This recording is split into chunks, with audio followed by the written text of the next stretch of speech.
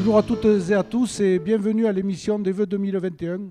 Je suis ravi et fier de vous accueillir à l'ancienne pharmacie de l'hôpital, qui reste un lieu emblématique de la ville, qui a été rénové ces dernières années. Pour des raisons évidentes, nous n'avons pu organiser la traditionnelle cérémonie des vœux, mais l'ensemble de l'équipe municipale tenait à vous adresser ses souhaits les plus chers et vous parler des projets de la ville demande pour 2021. Je vais avoir une pensée pour tous ceux qui ont fait 2020 et particulièrement les personnels de santé, que ce soit de l'hôpital public, de l'hôpital de Mende ou de la médecine de ville. Tout au long de ce plateau, je serai accompagné de quelques élus de mon équipe qui vont vous faire part de l'ensemble des projets d'avenir, des mois à venir et de l'année 2021 et des années à venir.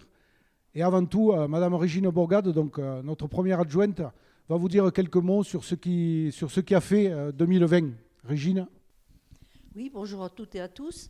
Effectivement, l'année 2020 a été un peu compliquée. Bon, d'abord, on a démarré par une campagne électorale qui s'est très bien déroulée, puisque la majorité de notre équipe a été élue avec un bon pourcentage. Malheureusement, derrière, il a fallu gérer la crise sanitaire qui est arrivée. Donc avec une frustration pour les nouveaux élus parce qu'on n'a pas pu se mettre au travail directement. Et donc ça a impliqué au niveau du personnel de les redispatcher dans les différents services qui ont pu continuer à travailler. Certains ont bien sûr été fermés. Ensuite, ils ont été en première ligne pour beaucoup d'entre eux, voilà, au contact du public. Donc on les a dispatchés pour faire des courses à domicile, rendre service aux personnes, accompagner autant que faire se peut les jeunes ou les personnes âgées.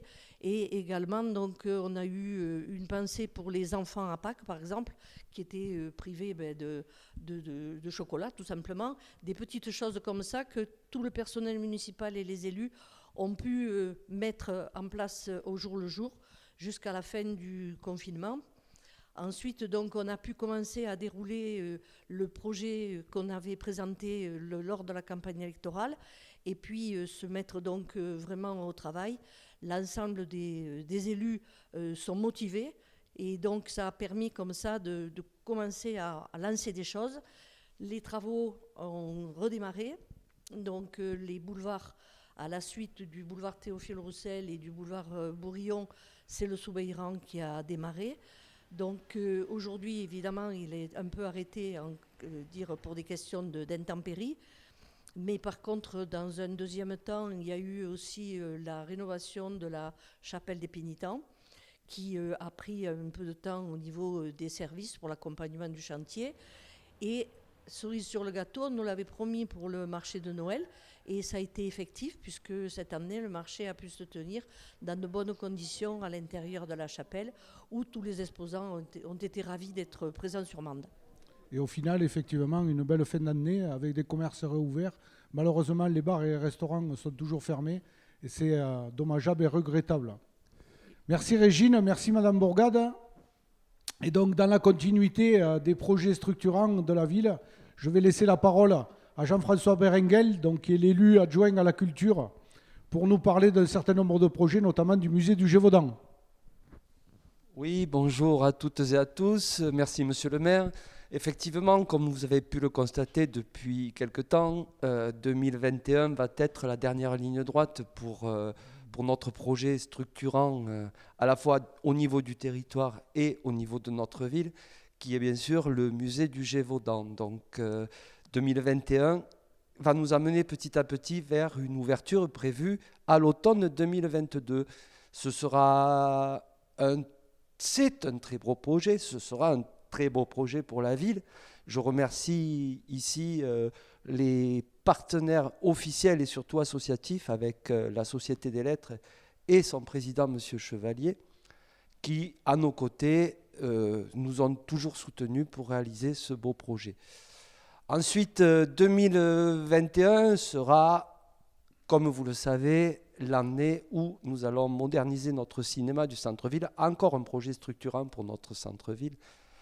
2021, une année pleine d'espoir, comme ce masque que nous venons de tomber pour s'adresser à vous. 2021, c'est l'engagement de tous nos services pour continuer à satisfaire votre appétence culturelle que vous nous avez montré très brièvement, parce qu'effectivement, comme vous avez pu le constater, la saison culturelle a été un petit peu chamboulée.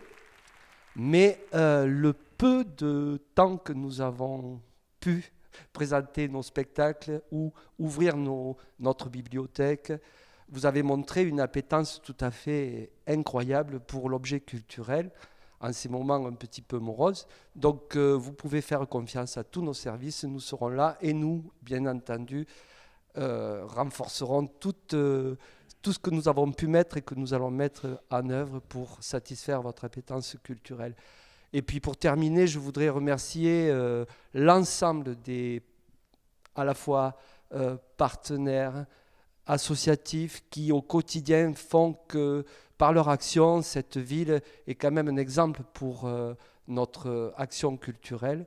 Et remercier aussi tous les partenaires officiels, la région, le département, pour nous soutenir et faire de notre ville un petit joyau culturel. N'oublions pas l'État, mon cher Jean-François. Et l'État, bien entendu. Qui investit quand même lourdement sur la ville, donc dans le cadre du programme Action Cœur de Ville, mais bien au-delà. Et donc, merci pour ces mots, Jean-François, parce que la culture, effectivement, c'est un peu au centre de nos préoccupations et depuis longtemps. C'est au centre des préoccupations de la ville depuis longtemps. Un certain nombre de projets qui sont en cœur de ville, le musée, tu l'as dit, le cinéma, tu l'as dit aussi, ça a été une volonté de le garder en cœur de ville et la transition est toute trouvée avec quelqu'un qui s'occupe de patrimoine et aussi de culture depuis de nombreuses années, c'est Elisabeth Minet-Trenel, donc qui va nous dire aussi quelques mots sur les engagements de la ville pour les mois à venir. Merci de me donner la parole. Bonjour à tous. C'est vrai qu'après ce lieu patrimonial qui a été restauré, cette pharmacie, bien sûr, on a d'autres lieux importants dans la ville de Mende et en particulier l'Ermitage. L'Ermitage va dans les mois qui viennent se moderniser, se transformer. Également, on a d'autres beaux projets comme la Maison Ponce. La Maison Ponce, il faudra dans le mandat, je pense, y penser parce que c'est un lieu patrimonial exemplaire. Et également la synagogue qui vient d'être rachetée. Voilà. Et puis après, il y aura un gros travail à entreprendre également sur le cimetière Saint-Gervais, qui est un lieu patrimonial également très important. Alors bien sûr, tout ce patrimoine, bien sûr, attire les touristes. Les touristes, ils cherchent, quand ils viennent à Mende, avec la cathédrale, ils cherchent à avoir des lieux patrimoniaux très importants. Ici, on l'a vu cet été. Cet été, on a eu énormément de visites dans cette pharmacie, donc d'autres lieux, bien sûr, à prévoir. L'Ermitage, c'est quand même le lieu magique pour les Mandois, également, je pense, pour les touristes, avec le chemin urbain 5 qui passe justement au pied de cet Ermitage. Alors après, bien sûr, les touristes, il faut les recevoir et on va rénover ce village de vacances qui est magnifique, mais qui a besoin un peu d'être requalifié. Enfin, j'allais dire. Oui, bien sûr, qui a besoin d'une certaine redécoration, rénovation. Voilà, et puis monter en gamme. Monter en gamme, c'est important, oui, monter en gamme, c'est très important. Et également, on va faire un parcours des fontaines. À votre demande, monsieur le maire, on va étudier comment l'eau est arrivée sur Mende, comment Mende s'est développée par rapport à cette eau. Merci Elisabeth. Et donc, comme tu es multi-carte, multi-casquette et que tu as plusieurs cordes à ton arc, donc on vient de parler de patrimoine, de tourisme, mais il y a le développement économique aussi, ça fait partie un peu de ton ADN. Donc, tu peux nous dire aussi quelques mots sur ces projets qui vont voir le jour, dont certains sont déjà à l'œuvre. Bien sûr, alors la ville de Mende a besoin de garder sa population, donc il faut bien sûr prévoir des zones d'habitation. Donc on vient de Valcroze 3, on va vendre 13 lots, je crois. Également très vite, on va aller sous Loudevez et également sous Louchaus. Oui, donc plusieurs projets de lotissement pour l'habitat. Bien sûr, et après au niveau économique. Des lotissements communaux, mais aussi des lotissements privés. Alors c'est vrai qu'on retrouve énormément de lotissements privés sur la ville. Pendant quelques années, ça avait été un peu, je trouvais, abandonné, mais c'est vrai que de nouveau, on a des porteurs, enfin on a des entreprises qui font des des lotissements privés. Il y a une appétence, effectivement, Il y a une pour que les gens appétence. veulent construire sur Mende. Et Également, aussi au développement, sur bien le sûr, développement économique, c'est très important. c'est très important. Il faut frapper également au niveau économie. Donc, on vient de vendre la zone artisanale l'Occitanie. Maintenant, on va vendre très prochainement au Conseil communautaire des lots sur Val-Grosse 3, 5, bien sûr. Et également, il y a des projets sur Louchhaus qui vont être travaillés dans ce mandat. Oui, puisqu'effectivement, on maîtrise foncièrement 8 hectares et que donc on va l'ouvrir prochainement. À la construction. On a plusieurs demandes déjà d'entreprises qui veulent s'installer sur ces terrains. Je voudrais rebondir aussi sur cette année 2020 qui n'a pas été facile pour les commerçants et avec une aide exemplaire de la communauté de communes exceptionnelle de la mairie, des offices sur cette aide aux commerçants au niveau des cadeaux cœur. Je crois que ça a redonné du baume au cœur à tous nos commerçants au printemps, donc à partir du 11 mai, puisqu'une première opération à 100 000 € avait été proposée. Et puis de nouveau, au moment du Black Friday, la fin de novembre, donc, où on a reproposé une opération encore un petit peu plus importante. Donc bravo à l'Office du commerce. Merci. Oui, donc on vient de voir avec Elisabeth que le développement économique, la construction, c'était important pour la ville de Mende. Et donc c'est d'autant plus important que la population continue d'augmenter. La population s'accroît sur les dernières années, c'est une très bonne nouvelle. Et donc il faut favoriser ce développement. Et le sujet aussi est que pour développer la ville, il faut bien vivre ensemble. Et donc je vais laisser la parole à Aurélie Mayols qui va maintenant nous parler de sujets bien évidemment essentiels, au premier rang desquels la santé. Oui, merci Monsieur le maire et bonne année à vous aussi et bonne année à tous les Mandois. Donc effectivement, la santé, c'est un sujet d'actualité et après le pôle de santé en 2020, on attaque cette année les travaux de la maison de santé pluridisciplinaire. Donc c'est un projet qui est un projet structurant pour la ville de Mende puisqu'il va permettre le maintien de médecins et qui est essentiel aujourd'hui et surtout d'attirer de nouveaux professionnels de santé, des médecins, des kinés, des infirmiers, mais aussi des spécialistes dont on a cruellement besoin sur Mende.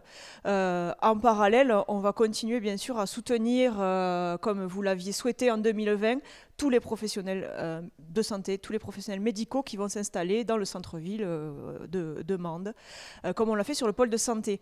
Au-delà de ça, évidemment, on a une pensée particulière pour l'ensemble des soignants, ceux de l'hôpital, mais aussi les médecins de santé des médecins de ville, et l'ensemble des professionnels de santé qui interviennent dans les EHPAD, dans les structures d'accueil des personnes handicapées également ou à domicile. Ça sera une année où avec vous, on continuera à être mobilisés pour l'hôpital de Mende. Cette crise a eu évidemment un point fort, c'est qu'on a reconnu enfin, l'État a enfin reconnu que l'hôpital de Mende, l'hôpital Lozère, était un hôpital pivot, il était structurant et il servait à l'ensemble du département. Donc ensemble, puisqu'on siège au conseil de surveillance de l'hôpital, on va œuvrer pour pouvoir apporter d'autres financements à cet hôpital. Deux choses effectivement essentielles, l'hôpital public, la santé de ville aussi, vous l'avez dit. Et on a vu la dynamique autour du premier pôle santé qui s'est installé en cœur de ville. Donc voilà, il faut continuer. À renforcer, à rester attractif et à accompagner effectivement toutes ces problématiques liées à la santé. Un autre, bien sûr, dossier qui est toujours sur la table, qui est très important, ça concerne l'environnement, ça concerne les mobilités, ça concerne là aussi le bien vivre ensemble dans cette belle ville de Mende. Oui, d'abord les mobilités. Donc il y a un dossier aujourd'hui sur la table, comme vous nous l'avez demandé, c'est le TUM, où l'idée là, c'est de pouvoir renforcer les services et surtout qu'ils servent à un plus grand public qu'actuellement. Donc nous y travaillons, mais on travaille de façon plus large sur l'ensemble des mobilités, puisqu'on souhaite que le territoire de la communauté de communes soit exemplaire en termes de mobilité du quotidien en zone rurale. Il faut tout simplement trouver des solutions pour les habitants de ce territoire alternatives à la voiture, et donc on y travaille. Sur le périmètre de la ville de Mende, on travaille avec Valérie Trémolière. Nous travaillons à un parcours 100% sécurisé en centre-ville, puisqu'on souhaite que les personnes qui font du vélo puissent circuler dans la ville, notamment on pense aux enfants, en toute sécurité pour aller de leur lieu d'éducation, leur travail, à leur domicile. Donc là, c'est un sujet auquel on va s'atteler sur l'année 2021, et notamment avec mon voisin François Robin, puisqu'on veut le faire avec les habitants de la ville de Mende. Ensuite, on travaille aussi sur les questions d'environnement qui sont là aussi d'actualité. C'est vraiment des sujets prégnants aujourd'hui.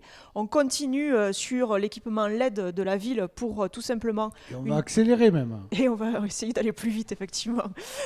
Pour effectivement une consommation réduite et surtout durable et respectueuse de l'environnement. À votre demande, on travaille au développement des énergies renouvelables sur le territoire de Mende et de la communauté de communes. Là aussi, vous nous avez demandé d'être exemplaires, donc on va faire preuve d'imagination et d'innovation sur ces thématiques-là. Donc l'environnement, ça va être au cœur de nos projets. Elisabeth Minet-Trenel parlait tout à l'heure des travaux de centre-ville. On va travailler à la végétalisation du centre-ville, puisque nous avons effectivement un bel écrin autour de nous, que la ville a été rénovée pendant des années par vos successeurs, et que maintenant il faut ramener un peu de nature, un peu de nature dans ce cœur de ville qui est magnifique patrimonialement. Mais les successeurs feront leur boulot aussi. Oui.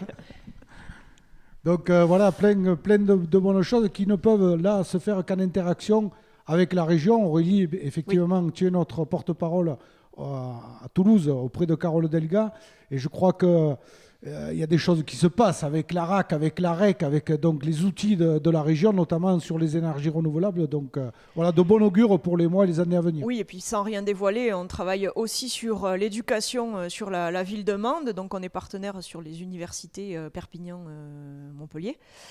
Et également, on travaille sur un projet de relocalisation de l'IFSI, école d'infirmiers, école d'aide-soignants, qui permettra aussi un réaménagement plus global de l'hôpital, et ça participera à son attractivité.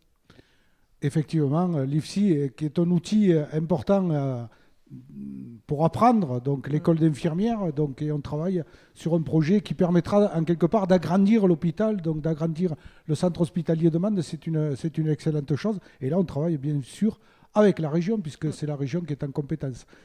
Donc Aurélie, la transition est toute faite avec Vincent Martin, puisque sur un sujet qui est éminemment important pour les Mandois, qui tourne autour de la vie associative, donc le bien vivre ensemble, qui tourne autour du sport. Donc Vincent, tu vas pouvoir nous parler un peu des projets aussi qui sont importants pour la ville. Bonjour et meilleurs vœux. Comme vous l'avez dit, nos associations vivent au ralenti depuis quelques temps. La majorité des manifestations ont été annulées. Les compétitions sportives sont toutes suspendues, hormis celles-là. Malgré tout, on a été présents, on a continué nos financements, on a été en proximité, on a été en relation étroite avec chacun des présidents, avec chaque bureau de toutes les associations mandoises. Tout à fait, nous continuons à les soutenir avec les subventions, le prêt de locaux, la mise à disposition du personnel de la mairie et du matériel. Nous avions mis dans notre programme de campagne l'ouverture de l'Office de la vie associative, qui va se faire au courant de mars 2021. Alors, une création, qu'est-ce que c'est l'Office de la vie associative ? L'Office de la vie associative va servir à promouvoir, à favoriser et à valoriser les activités des associations, de créer des relations amicales de collaboration entre elles. Et nous travaillons aussi sur la jeunesse avec l'idée d'un pass primaire. Qu'est-ce que c'est le pass primaire ? Alors le pass primaire, c'est donner les moyens aux enfants dans les écoles de la communauté de communes d'accéder et de pouvoir tester les diverses activités culturelles et sportives proposées par les associations. Là aussi, un bon projet pour l'avenir de notre jeunesse, pour l'avenir du développement associatif et pour l'avenir de nos associations. Voilà, c'est ça exactement. C'est un projet qu'on espère mettre en place pour le premier ou deuxième trimestre 2022. Merci Vincent pour ces bonnes nouvelles.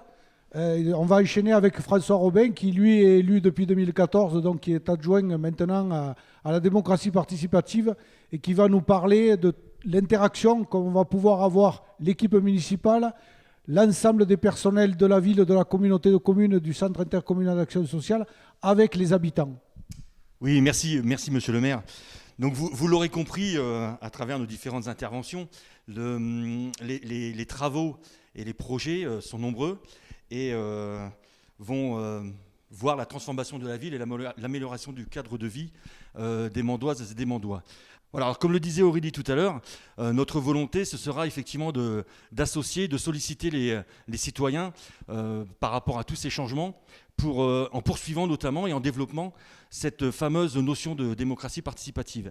Qui n'est pas un sujet nouveau. Hein. Non, qui n'est pas un sujet nouveau. Et pour preuve, c'est qu'effectivement, nous avons déjà des dispositifs existants. Je pense notamment aux visites de quartier, qui restent un succès phénoménal à chaque fois. Mais il y a aussi des jeunes. Voilà, il y a aussi tous les conseils citoyens, les différents conseils citoyens. Avec vraiment cette envie d'impliquer effectivement la population. Derrière cette idée de démocratie participative, il y a bien sûr l'idée du vivre ensemble, du bien vivre ensemble. Et nous allons donc nous appuyer sur cette démarche participative impulsée par le maire pour effectivement rechercher en permanence l'intérêt collectif qui devrait aboutir sur des notions, sur des actions d'amélioration de cadre de vie, mais surtout, et peut-être avant tout, redonner du sens à l'action publique.